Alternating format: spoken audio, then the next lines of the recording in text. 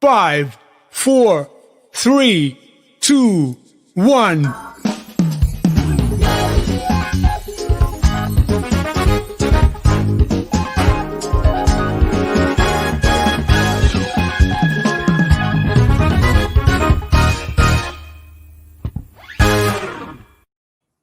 Hello, everyone. Welcome to the season finale of the Gringo Show. It's that last show. It's that last show of the year. And when I woke up this morning, I thought it's the last show. Either fuck it and just say whatever I want, or make it the best damn one possible so you miss us while we're gone. I decided we're going to do a little bit of both and maybe a surprise or two. Who knows? I don't know what the surprise would be or could be, but stay tuned. But what a year it's been. And I want to especially thank the 20 people who have been watching this program since we converted our show from a weekly podcast to the current format. I want to thank Babs, Ken, Joe, Fred, George, He-Man. No, I'm not naming my favorite childhood cartoon characters. All right, maybe I am, but still, thanks to my action figures for following us. We've been through a lot together, a pandemic, an election, a post-election, lords, ladies, and so many other things together, and we are going to reflect on that tonight. So stick around. We do have a great show for you tonight. But first, let's start by talking about the holiday season here in Mexico, especially in El Gran Taco, El Capital, land with a lot of strawberries. Yes, a lot of fresas. Get it? Strawberries, fresas? Haha. I told you it's going to be a funny show. In normal times, we kick off the season with a great crawl to the Basilica, a.k.a. a great core workout, and then go through all the craziness and all the holidays until 6 days after New Year's when you're tired, broke, overweight, and you sit around with friends to see who eats Jesus. No, I didn't misspeak. You eat a circular bread. And by the way, what is that weird red and green stuff inside the bread? Is it a fruit? Is it candy? Is it both? And then the bakery plants a plastic Jesus inside. Whoever finds Jesus in their mouth has to buy tamales exactly 1 month later. Yes, it's crazy, but it's a thing. And you really don't have to buy the tamales. It's just like a thing that you say, but you really don't do. But I, as the gringo, always insist, hey, you got the Jesus, Diego, so buy my fucking tamales.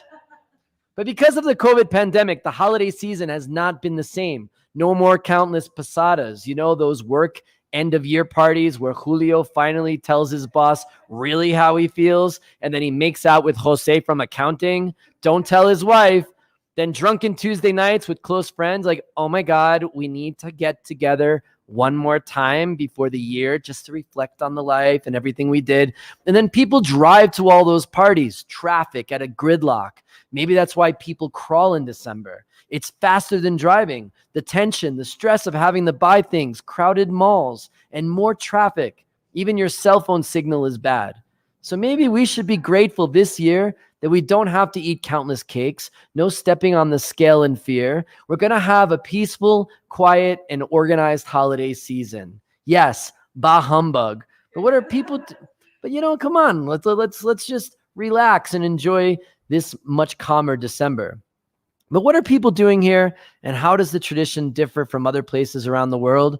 Let's go to Javier Negrete, who went around Chilangoland to get a real perspective of what is the mood of the city. Take a look. Hello Dan, I'm on the streets of the beautiful Mexico City to show you how the Mexican families celebrate during Christmas and New Year's Eve. De Navidad el pavo. Muy tradicional, que es pues comiendo pavo, reunión familiar y el brindis. Y obvio las 12 uvas. Nos hacen mucho todavía la parte esta de pedir posada y arrullar al niño Dios. Familia hacen un tipo de lista y por ejemplo a tal le tocó a tal y la persona le tiene que intercambiar un regalo del precio más bajo hasta más mínimo. El chiste es que salga de corazón para todos. Okay, but those are some of the most common ways to celebrate, but listen to the next ones. Es trabajar todo el día hasta las 12 y ya después de las 12 ya podemos como comer o descansar o sacamos a los perros a pasear. Somos panaderos. Es una fiesta de 3 días con fogata y van quemando partes de la ropa. no sé, los tenis, los zapatos. Para el postre siempre preparamos como leche con chocolate y piña.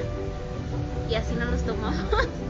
Lo vimos en un video de chiquitos, pero ya es costumbre hacerlo. En mi familia hay un juego que se llama la avaricia y lleva 2 dados. Cada familia tiene que comprar 3 regalos, uno bueno, caro, otro muy feo y barato y otro más o menos. Y todos se ponen al centro empacados. Nadie puede ver cuál es cuál.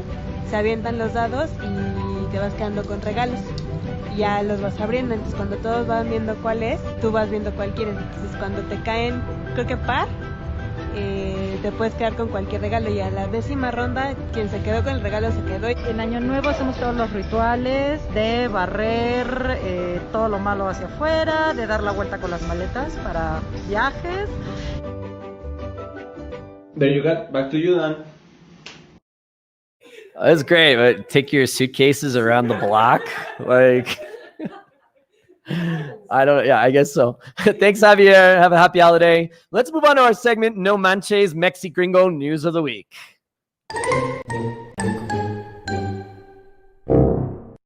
No Manches. Twitter was in an uproar as Mexico federal Congresswoman Beatriz Robles filled out a form to declare her candidacy for governor of Querétaro. But as she was writing the word Querétaro, she spelled it with the letter E instead of an A, causing a backlash for her misspelling. I mean, I don't get it. It's a letter. I mean, once I forgot to do something for a friend, I felt really bad about it. So I wrote a letter that said, Lo siento, estoy embarazada. And I still get my own TV show. I mean, why was she filling out a form anyway? It's so 2005, and now we have a spell check to save us. And guys, if this is what we're worried about here in Mexico, we've got a guy that clearly lost an election is trying to delegitimize democratic institutions in the United States to keep his job. Oh, that's right. You guys have had to deal that with already in 2006, right? So speaking of Donald Trump, do you know this guy? Tall, orange, small hands. Trump is planning to travel to Mar-a-Lago, his Florida home, to celebrate the holidays this year. But American news media reported this week that according to aides familiar with the president's schedule, there has been no confirmation of a return to the White House. So, of course, the media goes into speculation of what's he going to do? Where's he going to go? And of course, guys, he's 74 years old. There's a golf course there. It's warm. It's too cold over there in DC. It's like your parents take a vacation to Merida and never come back. The political world in Washington is also wondering if he will show up for the inauguration. I mean, would you show up to the first day of work for your replacement after you've been fired? Especially if you spent the last how many years firing everybody on TV. You go to Vegas and you can bet if Trump is going to inauguration, I bet he's not going. Anyway, the U.S. needs to take a tradition from Mexico. Clearly, it needs a presidential sash, or as we say in Mexico, una banda presidencial. Even when there was a transfer of power to another party, the president has a sash. He'd have to eventually give it to the next president. I mean, it's not like Trump is going to get it dry cleaned, then send Biden the ticket to pick it up on inauguration day. No, he has to give it. And all Mexican presidents in modern times have showed up and passed the sash, even when there was a change in the party. Zedillo did it for Fox. Calderon passed the sash for Peña Nieto. In U.S., you need to learn some things from Mexico. Anyway, just as an aside, I just have a question. Why didn't we use Fox and Calderon's second names, but we have to say Peña Nieto? I mean, did he have an overambitious grandmother that made sure everyone knew he was a Nieto? Like, make sure you tell everyone that you have an abuela, mijo. Uh-huh. In other news, residents of the city of Culiacan last week broke a world record by making a 70-meter-long cubre-boca mask and covered the entrance of a downtown market to send a message that wearing masks saves lives during the COVID-19 outbreak. They joined their neighbors in Mazatlan, who broke a record in 2011 for the largest shrimp cocktail.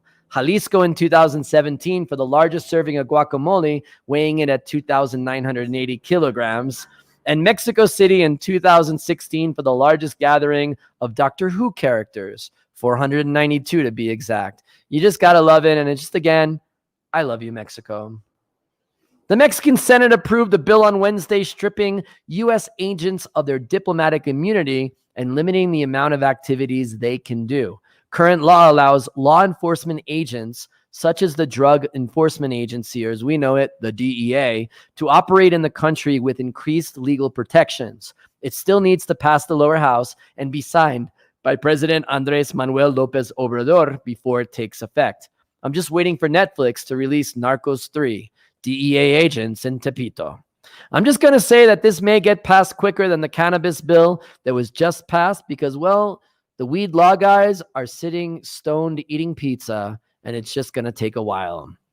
President-elect Joe Biden on Monday announced Javier Becerra as his pick to be the Secretary of Health and Human Services. Said Mildred from Topeka, Kansas, Harry, there's an X, so why isn't it Xavier?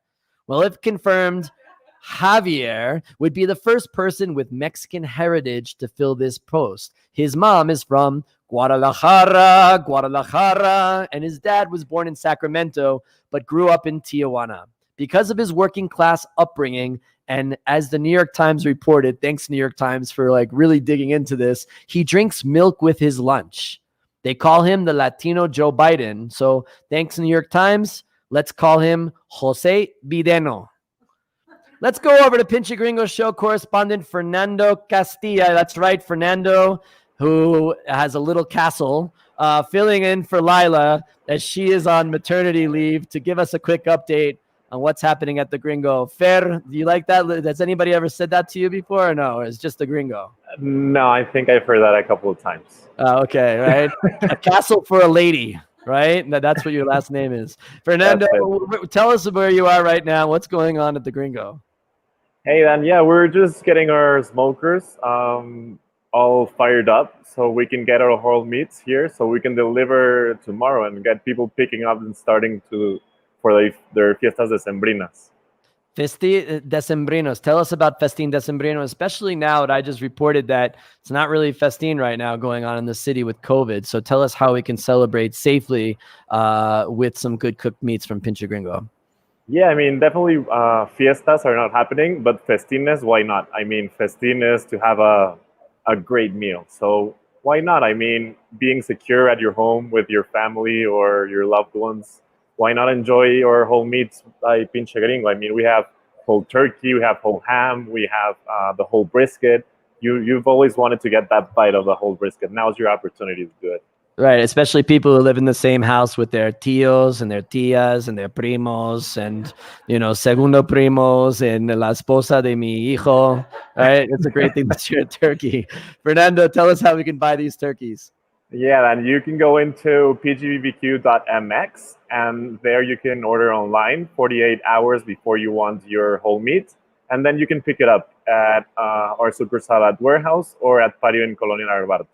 Okay, great. Thank you so much. Fernando Castilla, Little Castle, for being with us on the show today. I really appreciate it, Fernando. As we wrap up our 25th episode and our first season, we wanted to just take a pause and reflect on the incredible year we've had here at the Pinche Gringo Show.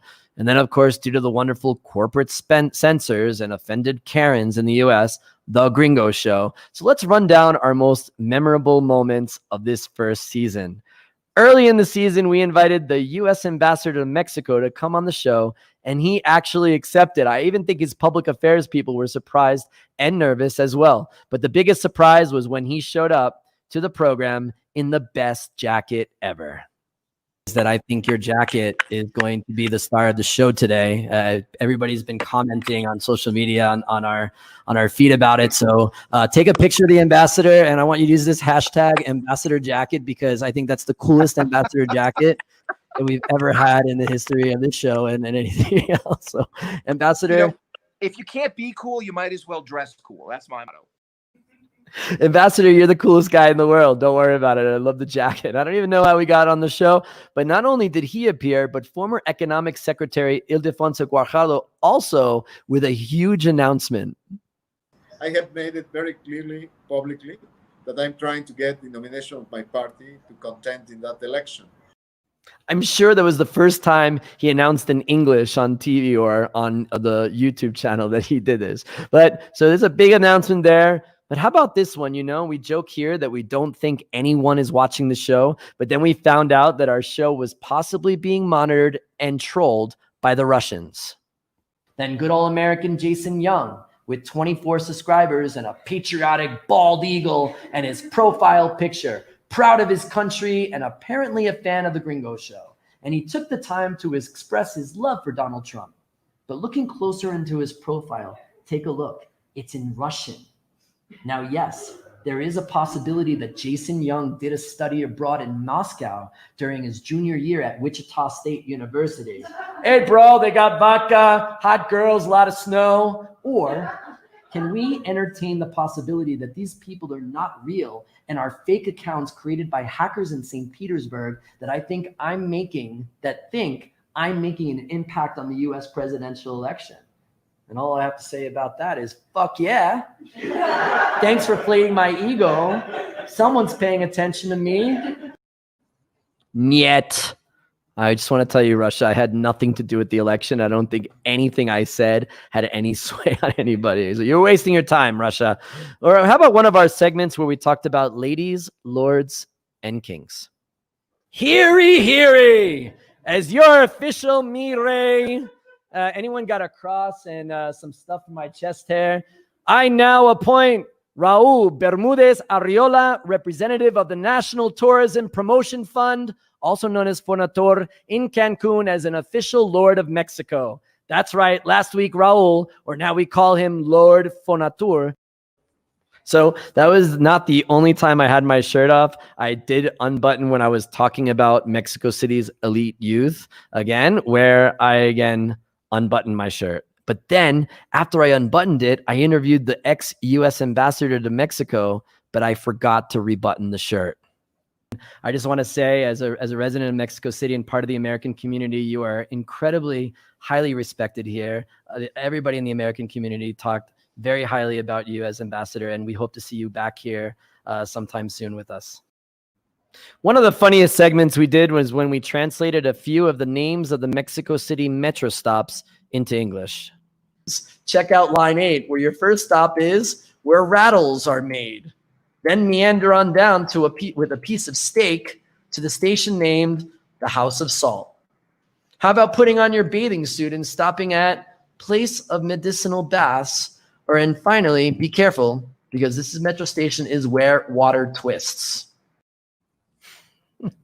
I don't even know what I was wearing. I think I was dressed up to a 60s rock concert, or what I would have looked like if I was on a lot of coke. I don't know. But our most interesting interview came from Mickey Huidobro from the famous Mexican band Molotov. Mickey's a very good friend of us at Pinche Gringo, and he agreed to be on our first ever show to talk about his beer. What we didn't know is that he was involved in a motorcycle accident the day before and suffered a broken leg.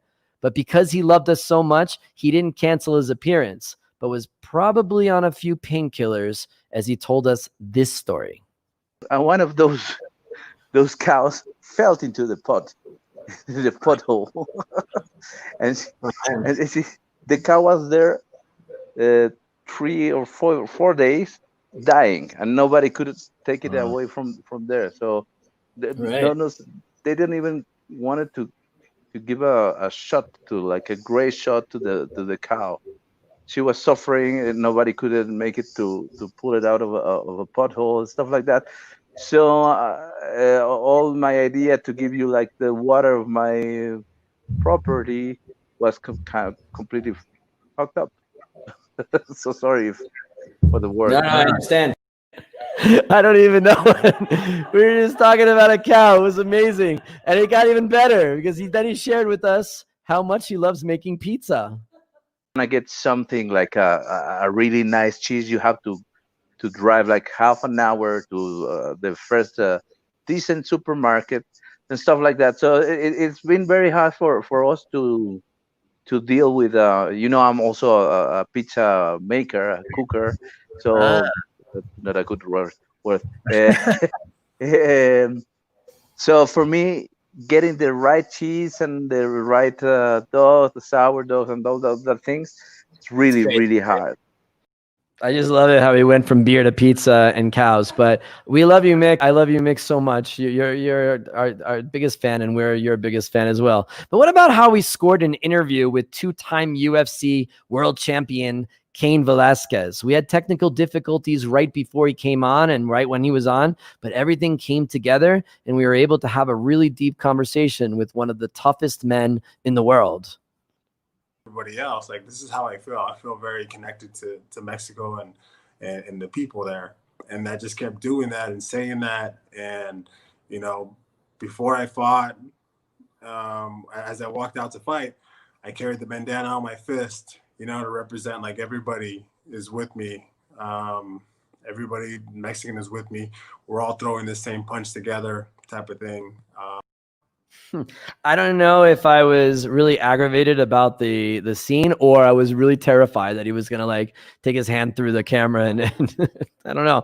But, and I definitely went on a few rampages about why people are so damn offended by the word pinche. Because to us, pinche means love.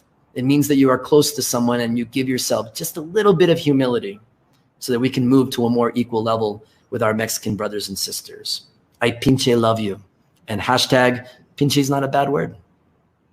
It's not a bad word. I've been trying to say this for a long time, but you know, the censors don't agree with me, but whatever. How about who has the best tacos in Mexico City? What is your favorite fresa taco, Mr. Fernando? I have to say Califa, 100%. Califa. How about you, Maria? Yeah, I had to say Califa too. Califa. Are we agreed on this, Daniel? Califa? Dante? I don't want to say Califa, but I think that Califa is a good fresa taqueria. I like Califa. I also like Orinoco. Shout out to my Monterrey brothers and sisters up there. Flour tortillas rule. Also, like, I wanted to know what Mexico City soccer team is the best. I've invited one super fan from each team to make an argument for why I should support whatever team I should support. So I have three people. I have the Pumas fan, Fernando Gesto, right here. How you doing, Fernando? How are you, dude? I'm good. I have Cruz Azul fan, Kenneth Smith here in the house. Hey, and how you doing, man? I have Club America supporter Jose Manuel Mercado joining us on the show. So this is exciting. I have a lawyer, an economist, and a businessman. So this should be interesting, all right? I just realized that I'm wearing the same shirt as I wore on that episode because I try to wear different shirts every day and I totally failed on that one. But anyway, probably one of the funniest segments, our final segment that'll show you cats and dogs playing Loteria. That fill all your book and right after you Loteria. But if you don't yell, you can win, okay? El corazón, la campana, la rosa, el catrín, el melón. That's great. That's my favorite skit.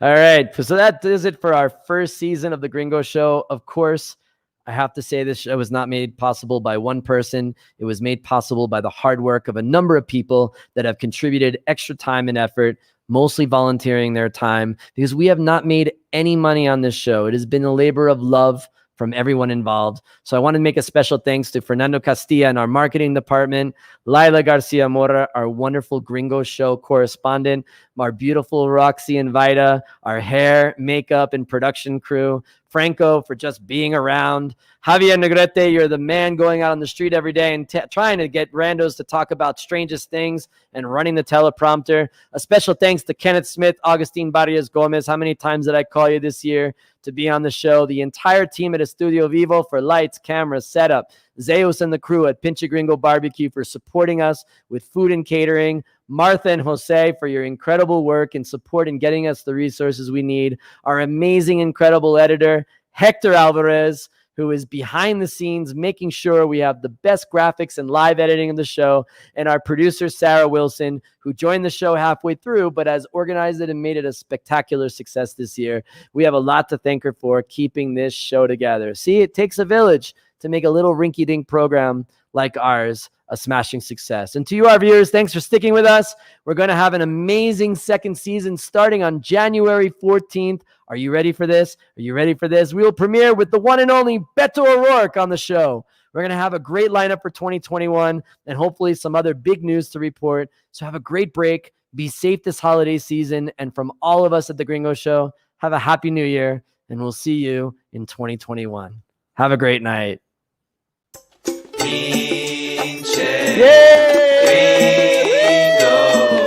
Mexico is laughing thanks to you. We like to watch you dance salsa and listen to your bad Spanish too. We like to watch you almost die from spicy food.